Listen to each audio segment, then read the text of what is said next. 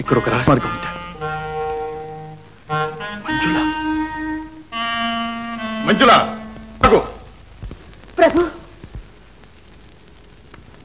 నాకే తెలియని రహస్య మార్గం తెలిసింది. ఎవరు చెప్పారు? రాణిగారు. రాణిగారు ప్రభు. ఏరి ఆ రాణిగారు ఎక్కడ? తోటలు. ఆ తోటల ప్రభు. తోటలుగా ఎందుకు వెళ్ళారు? అదేమో నాకు తెలియదు ప్రభు. రాణిగారు రహస్య మార్గం ద్వారా వెళుతూ ఉంటే అదేమో తెలుసుకుందామని నేను వెళ్ళాను. ఏం చేస్తున్నారు అక్కడ? అపచారం మహారాజా, నా నోటితో నేను చెప్పలేను. మంజుల, ప్రాణాల మీద ఆశ ఉంటే జరిగింది జరిగినట్టుగా చెప్పు. నేనేం చెప్పను ప్రభు. రాణిగారు ఒక పురుషుని కౌగిలిలో. కౌగిలిలోనా? ఎవరా పురుషుడు? ఏమో ప్రభు, నాకెందుకని నేను దూరంగానే ఉండిపోయాను. నాకు సరిగ్గా వినపడలేదు ప్రభు.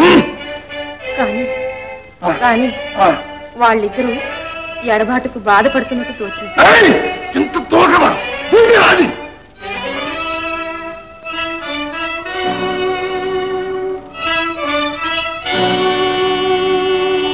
పాపిస్తున్నాను. అర్ధరాత్రి వేళ అంతఃపురం వదిలి రహస్య మార్గం గుండా వెళ్ళి ఎవరిని కలుసుకున్నావు? ఎంతకాలం నుంచి సాగిస్తున్నావు ఈ దుర్మార్గం? ఏమిటిది ప్రభు? స్వామి ద్రోహం, కళంకిని. ప్రభు, ఆవేశపడకండి. అనరాని మాటలని నా హృదయాన్ని గాయపరచకండి. మీ పాదాల సాక్షిగా చెబుతున్నాను, నేను ఏ పాపం ఎరుగను. చాలు, నీ కళ్ళబొల్లి మాటలతో నా కళ్ళు కప్పడానికి ప్రయత్నించవు. నువ్వు ఉద్యానవనంలో రహస్యంగా కలుసుకున్న నీచుడెవడు? తొందరపడకండి ప్రభు. ఆయన మన శ్రేయోభిలాషి, మన ఆప్తుడు. ఆప్తుడు అయితే అర్ధరాత్రి వేళ ఇంత రహస్యంగా కలుసుకోవాల్సిన అవసరం? అనుమానించకండి ప్రభు, ఆయన పూజ్యుడు. కాదు, నీ ప్రియుడు.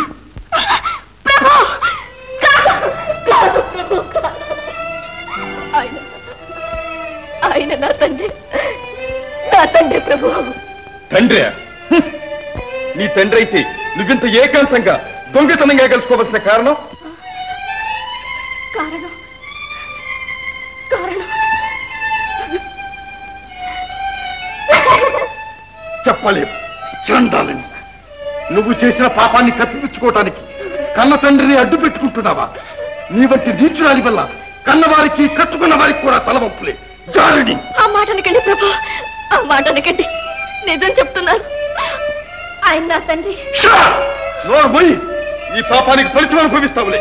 నీ పాపిష్టముకు ఈ జన్మలో ఇక చూడను.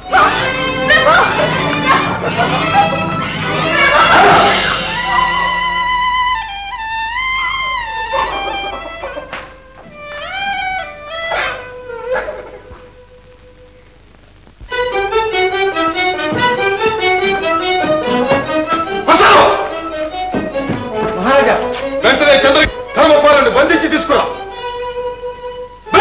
చిత్తం మహారాజా.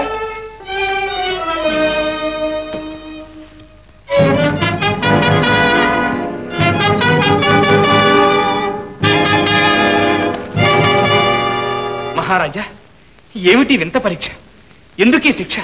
అయోగ్యురాలైన ఆడబిడ్డ తండ్రివైనందుకు. అయోగ్యురాల? నా బిడ్డ అయోగ్యురాల? ఏం అపరాధం చేసింది ప్రభు? ఏమీ తెలియనట్టు మాట్లాడుతున్నావే.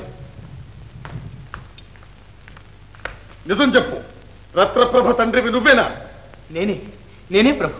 అయితే రాత్రి వేళ రత్నప్రభను రహస్యంగా తోటలో ఎందుకు కలుసుకున్నావు? ఏం మంత్రాలు సాగించావు? అదే మీ సంశయం. రత్నప్రభను కలుసుకున్నది నువ్వు కాదు, నిజం చెప్పు. అవును ప్రభు. కానీ ఆ కారణంగా ఆమెను అనుమానించకండి. ఆమె మహాసాధ్య. అడిగిన దానికి సమాధానం చెప్పు. ఆమెను కలుసుకున్న ఆ నీచుడెవడు? ఎక్కడున్నాడు? క్షమించండి, ఆ వివరాలు చెప్పనని ఆ మహానుభావుడికి వాగ్దానం చేశాను. అబద్ధం! నీ కూతురు చేసిన ద్రోహాన్ని కప్పిపుచ్చడానికి నిజాన్ని దాస్తున్నావు. నిన్ను రాజద్రోహిగా పరిగణిస్తున్నావు. మహారాజా, మహారాజా, తొందరపడకండి. తిన్న ఇంటికే వాసాలు లెక్క పెట్టే ద్రోహులం కాదు ప్రభు. మీకెన్నడూ అపకారం తలపెట్టి మా మాటలు నమ్మండి. నిజం చెప్పే వరకు ఈ ద్రోహిని కారాగారంలో బంధించండి. మహారాజా, కారాగారంలోనే కాదు, కాలకూట విషాణాల జ్వాలలో పడవేసిన నేను విచారించు, కానీ నా బిడ్డను మాత్రం హింసించకండి. ఆమె నిర్దోషి మహారాజా, ఆమె నిర్దోషి మహారాజా.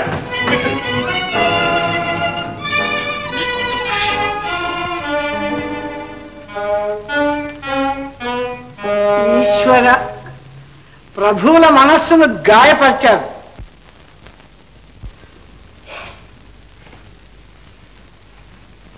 మానని గాయం, మా రాజవంశానికి తీరని కళంకం.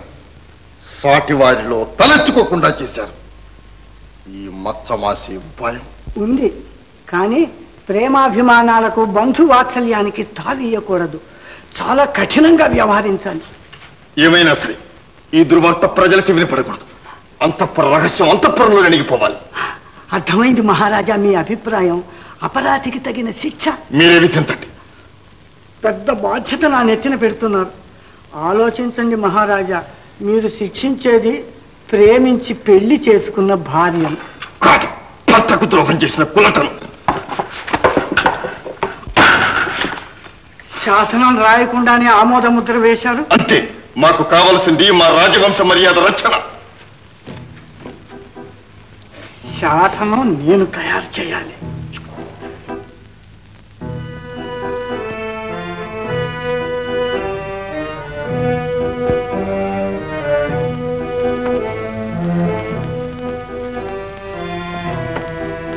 ఇదిగో ఏమిటి? మందు. మందా? భయపడకు, నీకు కాదులే, మహారాణికి. ఎందుకు? రాజును మళ్ళీ ఈ జన్మలో కలుసుకోకుండా చేసేందుకు. వద్దండి, నేను ఈ పని చేయలేనండి. వద్దండి. చేయలేవా? నువ్వే తీసుకో. నన్ను పరీక్షిస్తున్నారా? లేదు, రాణి జీవించి ఉంటే నీకు మరణం ఖాయం. అందుకనే మహారాజు ఆమోదములతో ఒక పిచ్చి శాసనం తయారు చేశాను. ఈ మందు ఆమె ముందు ఉంచి ఈ శాసనం చదువు. మహారాజు ఇష్టంతోనే చేస్తున్నారా? అదంతా నీకు అనవసరం. నన్ను ప్రశ్నిస్తున్నావా? నేను చెప్పినట్టు చేస్తావా? చెయ్యి, లేదా చావుకు సిద్ధపడు.